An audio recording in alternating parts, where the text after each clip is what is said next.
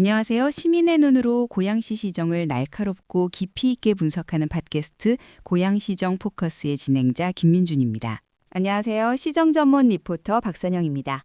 오늘은 고양시의회 본회의에서 세 번째 부결이라는 결론이 내려진 사안을 집중 분석해 보겠습니다. 네, 오늘의 주제는 고양시민복지재단 설립 및 운영에 관한 조례안입니다. 이 조례안은 고양시의회 문화복지위원회를 통과한 뒤 본회의에 상정되었고 2026년 3월 19일 오늘 최종 부결되었습니다. 이것이 세 번째 부결입니다.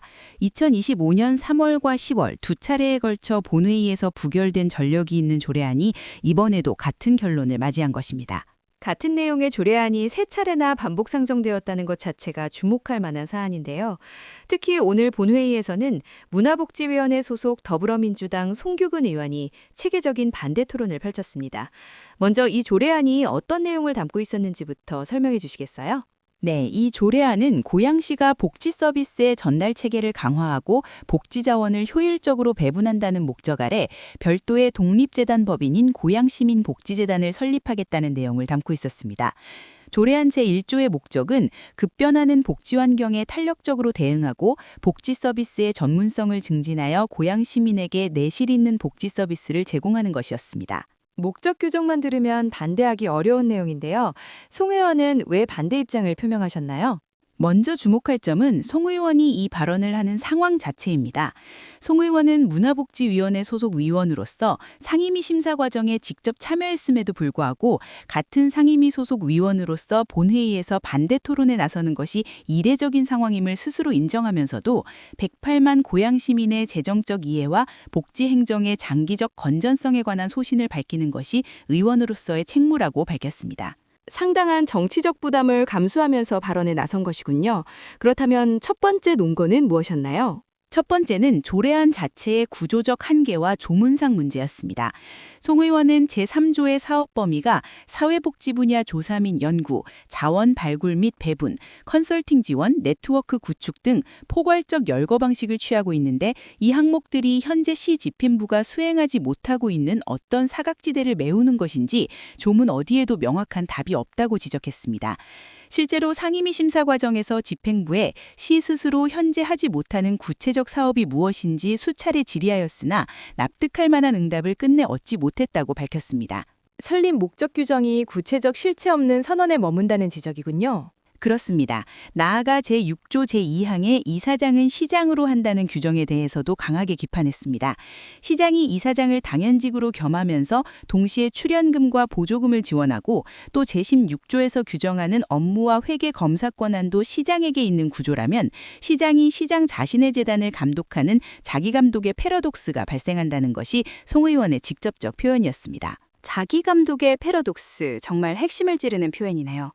그 외에 조문상 문제가 또 있었나요? 네, 부칙 제2조에서 재단의 정관과 내부 규정을 의회의 검토나 동의 없이 시장이 단독으로 제정할 수 있도록 한 점도 문제로 제기됐습니다.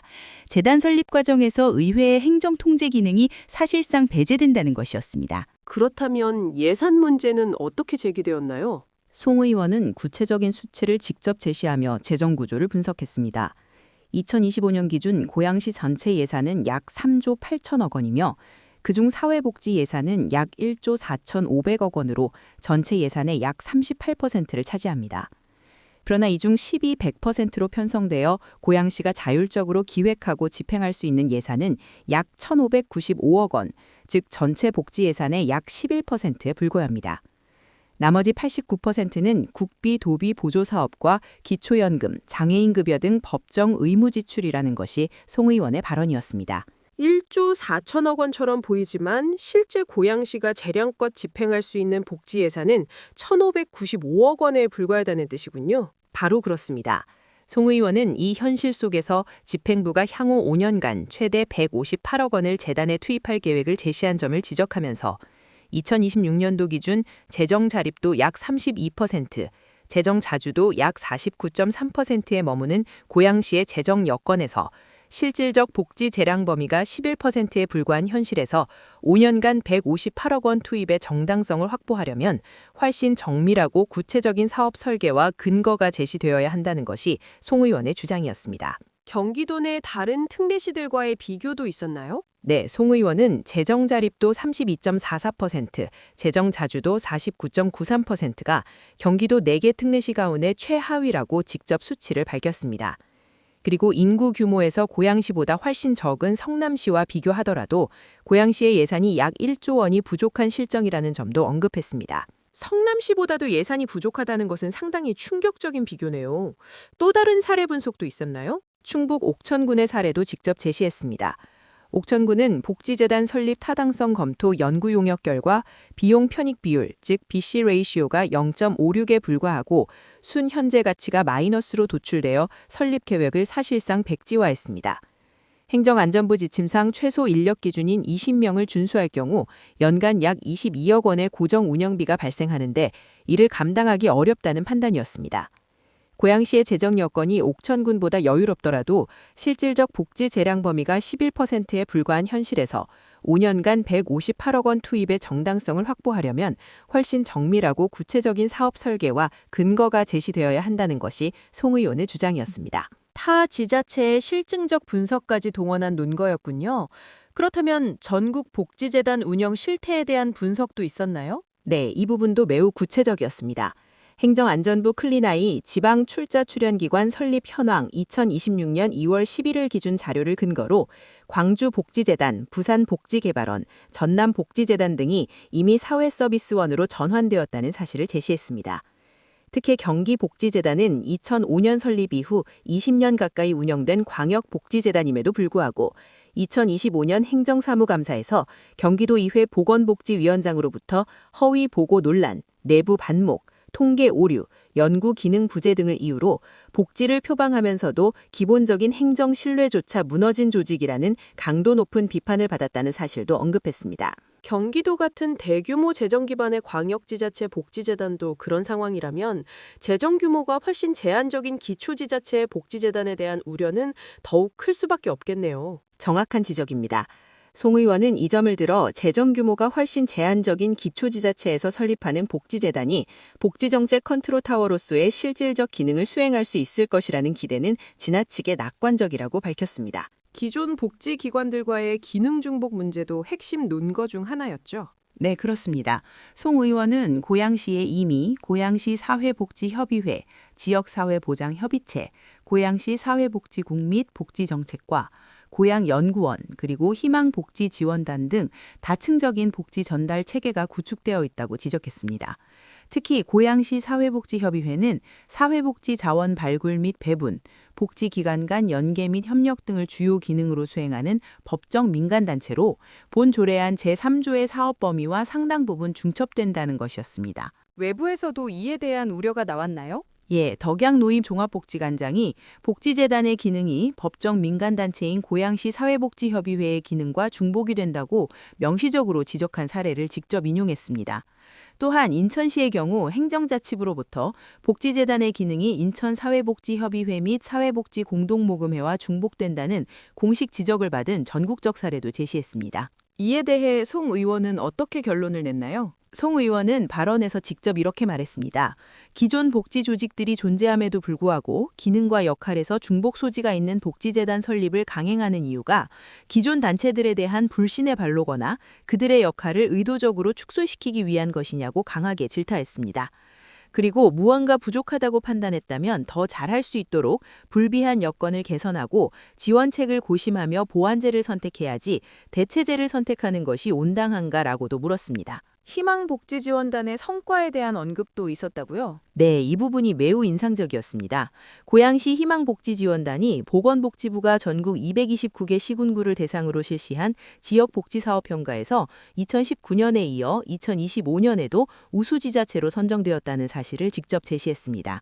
그리고 송 의원은 이 사실이 던지는 질문을 이렇게 표현했습니다.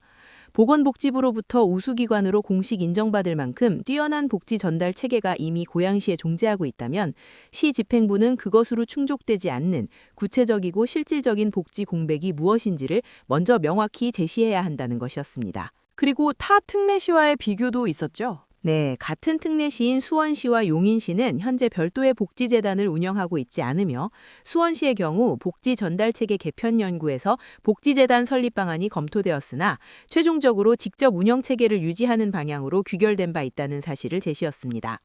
한편 창원시는 창원복지재단을 운영 중이나 창원시의 경우는 복지재단을 통한 복지시설 직접 운영이라는 명확한 사업 모델을 구축한 점에서 본 조례안의 추상적 사업 범위와 본질적인 차이가 있다고 지적했습니다. 이처럼 특례시들도 복지재단의 필요성에 대한 판단이 각기 다르며 재단 설립의 전제 조건은 명확한 역할 정의와 재정 지속 가능성이라는 사실이 이들 사례를 통해 확인된다고 밝혔습니다. 전국적인 복지재단 통합 흐름에 대해서도 언급하셨죠? 네, 행정안전부가 유사 중복 기능을 가진 복지재단을 사회서비스원으로 통합하도록 권고하고 있으며 사회서비스원법 제7조는 시도지사가 사회서비스원을 설립할 수 있도록 명시하고 있다는 법적 근거도 직접 제시했습니다. 전남복지재단은 2021년 6월 전라남도 사회서비스원으로 전환되었고 부산복지개발원은 2023년 4월 부산사회서비스원으로 기능 전환되었다는 구체적 사례를 들었습니다. 지금 이 시점에 새로운 복지재단을 설립하고 나서 얼마 지나지 않아 또다시 사회서비스원으로 통합하는 중복 행정 낭비가 반복될 가능성을 배제할 수 없다는 것이 송 의원의 우려였습니다. 자, 지금까지 고양시민복지재단 설립 조례안을 둘러싼 논란을 세 파트에 걸쳐 살펴봤는데요. 마지막으로 전체 내용을 정리해 볼게요. 네, 이번 본회의에서 반대 토론에 나선 송규근 의원은 조례안의 문제점을 크게 세 가지 축으로 나누어 지적했습니다. 구조적 결함, 재정 타당성, 그리고 기능 중복 문제였는데요.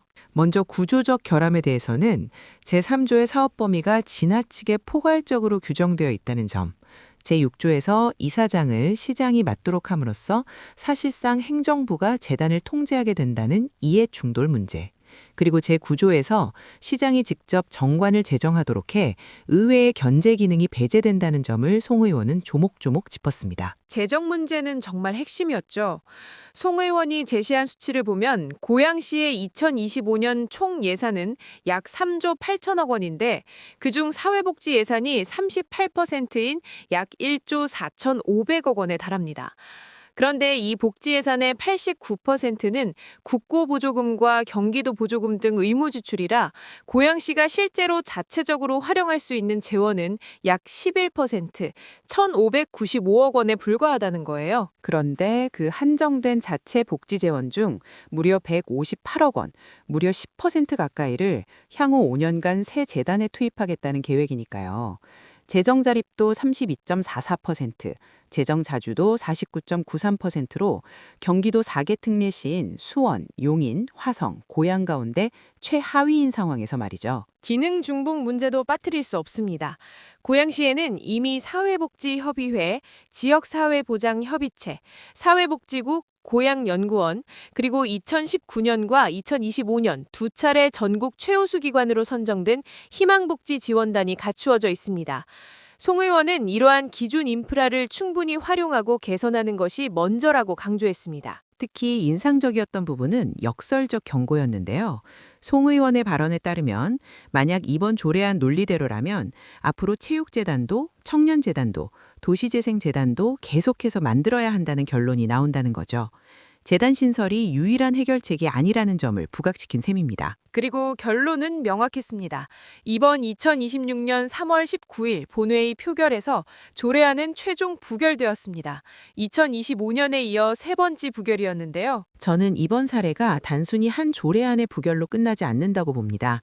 재정이 어려운 상황에서 새로운 기관을 신설하기에 앞서 기존 기관의 역량을 강화하고 구조를 개선하는 것이 우선이라는 원칙을 지방의회가 실질적으로 확인한 사례이기 때문입니다. 결국 핵심은 시민의 세금은 기관을 위한 것이 아니라 시민을 위한 것이어야 한다는 점이겠죠. 오늘 고양시정 포커스에서는 송규근 의원의 반대 토론문을 중심으로 고양시민복지재단 조례안 논란을 함께 짚어봤습니다. 저는 김민준이었고요. 저는 박선영이었습니다. 다음 시간에도 고양시 현안을 함께 살펴보겠습니다. 감사합니다.